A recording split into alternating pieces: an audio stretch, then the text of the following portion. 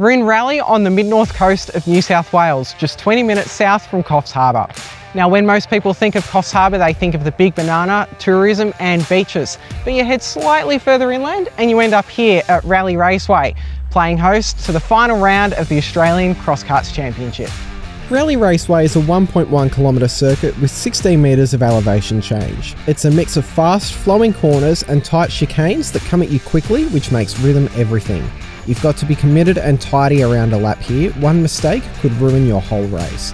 It's the perfect place to settle the championship. After a day of practice and qualifying, Saturday evening saw the crews head into Coffs Harbour for the 2025 trophy presentations, recognising the places that had already been settled.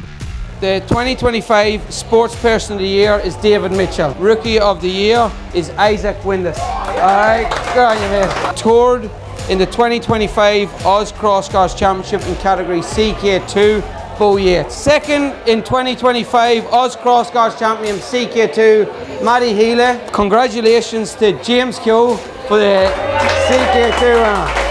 Alright, good on you, mate. Then our 2025 Cross Karts Championship winner for category CK1, Aaron Windus.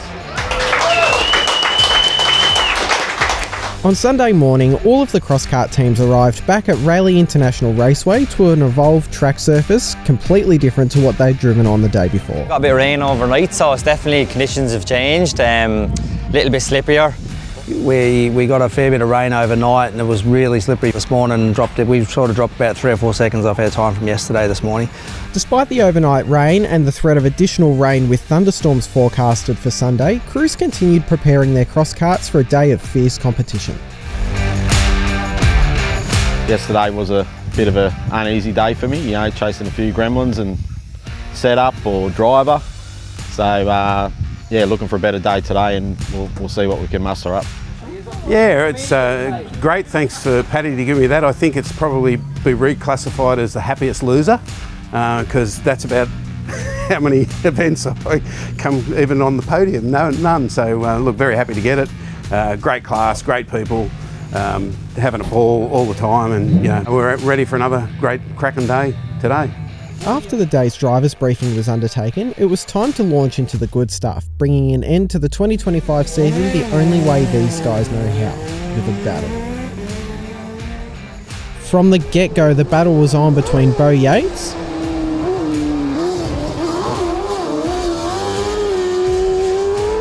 and Declan McGee in the first 2 heats of the day, trading times for first and second in CK2 and outright. It's like my 3rd time on gravel and I've finally found some confidence in the kart. On the Goldspeed Reds this weekend, it's the first time I've ran the Goldspeed up front, and unfortunately we missed out on qualifying. I broke a drive shaft leaving the line yesterday, so I missed out on quali. So I went out in my first run and I knew I had to make it count, and sure enough I came in, I was in P1, I was the quickest kart out there. So just build on that confidence throughout the day. Obviously kind words from all the rest of the boys. Patrick Mullanaphy had a consistent run as well, 4th quickest in Heat 1 and 3rd quickest in Heat 2.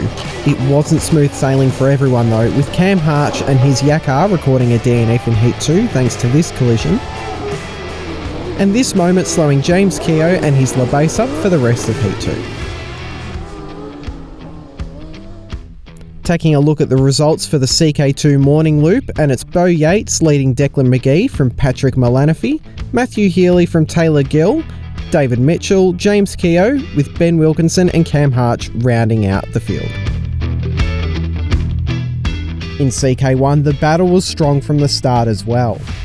Aaron Windus was P2 after the first heat, with the win going to Mark Hickey by 0.2 of a second, despite Aaron recording the fastest lap. Heat 2 went Aaron's way by 3.8 seconds over Darren Windus, but for Darren, today was key. Locked in a battle with Corey Dowell for second in the championship, consistency was absolutely key. Corey and I are, it comes down to today's racing to decide the championship for 2nd and 3rd. So yeah, I think currently I'm 2nd today, he's 3rd, so as long as it stays that way, I'm happy.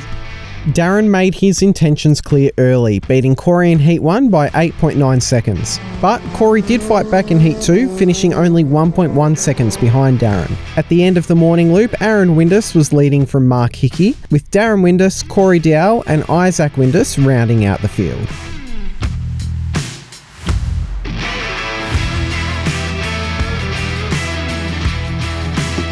After a midday break, crews returned to tackle 3 more heats, which would form the afternoon loop. Coming off a consistent drive in the morning, Patrick pushed hard to maintain his third place position. However, it was a little too hard at times.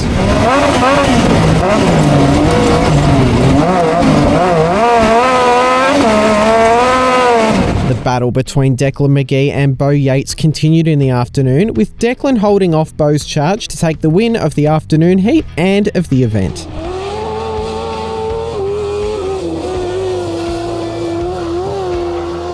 Junior WRC runner-up Taylor Gill joined us for this event, and his times impressed, even claiming a podium in the last heat of the day. They're really unlike anything else to drive, so yeah, that's taken a little bit of getting used to, but now I'm starting to get the hang of it, so it's getting more and more enjoyable. Obviously having the the engine over the back compared to a rally car with the engine over the front makes it quite a unique kind of weight balance, so you really have to drive the car on the throttle and get the front turned in, which is the most difficult thing, but then once you get the car rotated, then you just drive it on the throttle the whole way around the corner.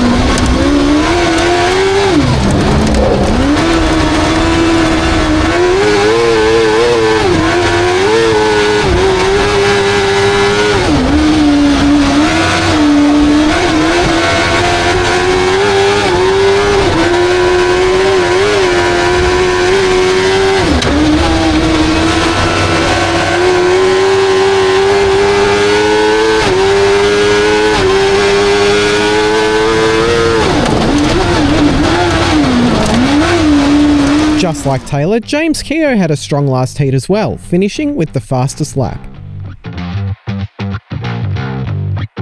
At the end of Sunday's racing, it was Declan McGee who led from Bo Yates, Taylor Gill, James Keogh, with Patrick Milanofi rounding out the top 5. It was a crazy afternoon in CK1 as well. In Heat 3, Darren Windus set the pace with a 3-minute 10.318, just half a second ahead of Aaron, with Corey Dowell and Mark Hickey locked together only a second back.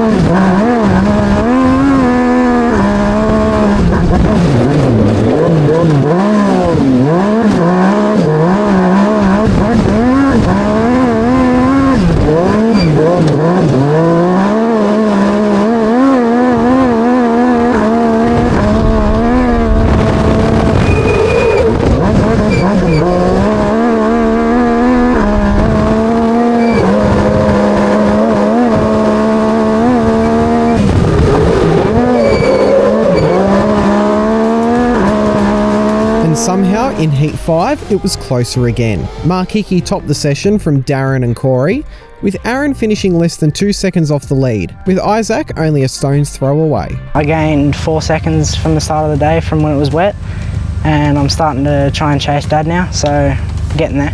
At the end of Sunday's racing, it was Aaron leading his father Darren, with Mark Hickey in 3rd, Corey Dowell in 4th, and Isaac, the youngest Windus, in 5th. Really enjoyable this final round.